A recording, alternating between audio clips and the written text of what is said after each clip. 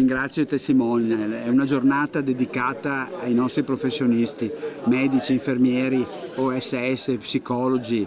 tecnici. C'è una squadra dell'US 2 che ha come principio fondamentale, a cui noi crediamo tutti, che è quello dell'umanizzazione. Non a caso il nostro libro parte con un abbraccio, perché l'abbraccio è il senso veramente del prendersi cura della persona, eccellenze nel prendersi cura della persona. Ringrazio il Ministro per l'amicizia e per essere venuto a testimoniare che questa azienda con i suoi professionisti funziona bene, come funziona bene la sanità nel Veneto, perché è una sanità di eccellenza complessivamente, ma anche altri testimoni, anche coloro che ovviamente per N motivi sono dovuti venire da noi e hanno detto che effettivamente oltre la professionalità sicuramente l'umanità era la cosa più importante. E il bello di questo libro, che è molto raffigurato, quindi ci sono tantissime foto, è che qualsiasi persona che lo va a sfogliare può riconoscere non solo il volto della persona che l'ha curato, ma anche il nome e cognome, perché qualche volta ci dimentichiamo del nome di chi è che ci ha curato. Con questo libro uno può associare i volti